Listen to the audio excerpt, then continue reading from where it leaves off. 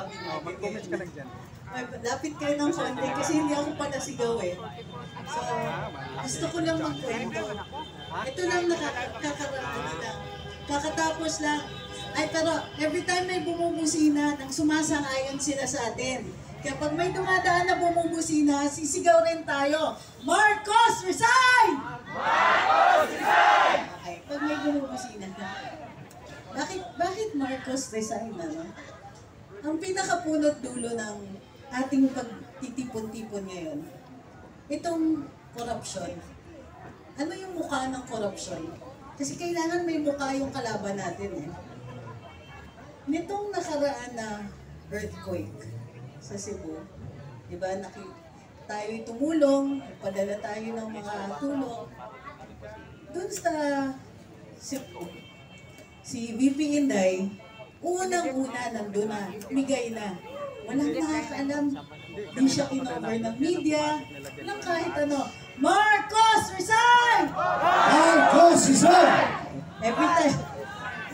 Every time may bubusina, sasagot tayo ha, na Marcos, resign! Marcos, resign! Basta may bumusina. Okay. Kahit ano yung sinasabi ko, basta may bumusina, makisama tayo. Bakit? Kapwa Pilipino natin yan. At nagpapadala sila ng mensahe sa atin na nakikiisa sila sa atin. Hindi man nila tayo pwedeng tigilan, pinaparinig at pinaparamdam nila sa atin na Marcos, resign! Marcos, resign! Okay. Habang naghihintay tayo, may kwento ko. So during the earthquake, matapos yung earthquake, may doong dumating na Marcos, resign! Marcos, resign! Marcos, resign! Masaya. Okay. Kita nyo? Yan ang mga kababayan natin. Maraming naniniwala. Marcos, resign! Marcos, resign! Marcos, resign! Okay. Marcos, resign! Ang galing. Okay. Marcos, resign! Marcos, resign! Marcos, resign! Marcos, resign! Marcos, resign! Okay. Bigyan niyo akong 5 minutes. Okay, game. So, during the earthquake, may mga dumating din naman na ayuda galing sa gobyerno. May relief goods, yan, may bigas. 20 pesos nga lang. Pero dumating, may nagutom na isa doon sa mga rescue and relief workers kasi dumating na yung mga truck ng relief goods.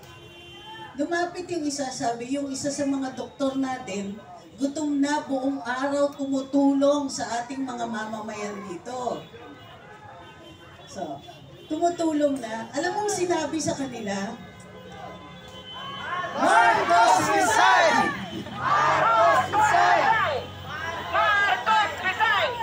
Marcos, resign!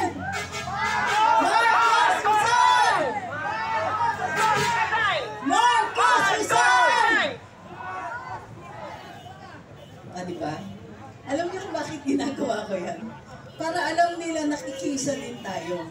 Para nararamdaman ng mga tao na hindi man natin sila kasama dito, tuloy-tuloy yung ating pakikibaka, tuloy-tuloy ang Marcos, resign! Marcos, resign! Okay. So, ibig sabihin, nasa Cebu, yung isang doktor yun or relief worker, hindi pinakain kasi sabi, hintayin niyo muna. Maghintay muna kayo kasi hindi pa daw mamimigay ng relief goods dahil wala pa si BBM. Aray ko!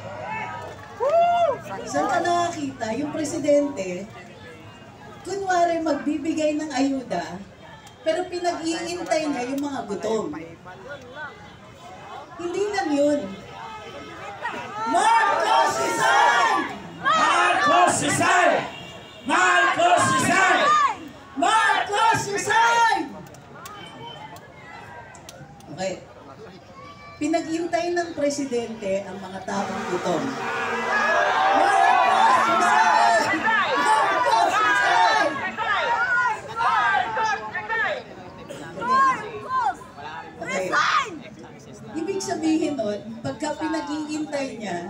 Kasi gusto niya may coverage. Gusto niya may photo ops. Tapos parang graduation, di ba? Aabutan niya. Yung mga biktima, yung mga nasalanta, aabutan niya ng ayuda. Tapos gagawing photo ops. Ang tawag nun, corruption. Kasi ninanakaw niya. Ang ninanakaw niya sa ating mga kababayan, dignidad. Marcos Rizal! Marcos Rizal! Marcos Rizal! Marcos Rizal! Marcos Rizal! Marcos resign! Marcos resign! Very good. Sino na rin ang magdadala ng mensahe natin sa iba, di ba? Ang mukha ng korupsyon ay yung nakaw. Ano yung magnanakaw? Nagnanakaw hindi lang ng pera, ng dignidad natin. Isipin nyo, nanlilimos tayo ng pera na ating nilaan, ating binayaran bilang buwis. Pag-iintayin nila tayo ng serbisyong bayad na. Ninanakaw nila yung karapatan natin sa mga serbisyo ng gobyerno, sa infrastructure ng gobyerno. Ninanakaw nila lahat ng mga protective mechanisms. Yung flood control, isang paraan yan para protektahan tayo at di tayo malunod. Pero anong ginagawa nila? Ninanakaw nila pati buhay natin, dignidad natin, pati yung convenience natin, yung nakakapaglakad tayo sa kalye, na di tayo hino-hold up, di tayo nag-wading sa baha. Mahina. Teka, mahina. Pag malakas. Ano pa yung ninanakaw sa atin? Of course, pera. Pero ano yung nire-represent ng pera na yon? Crime enforcement, law enforcement. Bakit ang taas ng crime rate? Hindi dahil mahina yung mga pulis natin, magigiting ang ating mga kapulisan. Pero kulang sila eh. Bakit kulang? Wala tayong pambayad. Wala tayong pambayad ng benepisyo. Wala tayong pambayad para mabuhay sila na may dignidad naman. Sinasanay tayo ng ating gobyerno doon ulit sa pwede na. Marcos Rizal! Marcos Rizal! Marcos Rizal!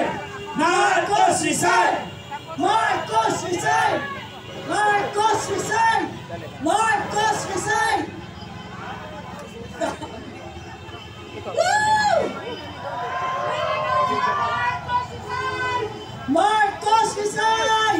Sige, lapag mo na. Dito lang, oh. Dito.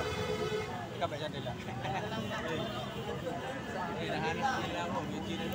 Kuya, sandali Basta lang ang kuya. kontrata.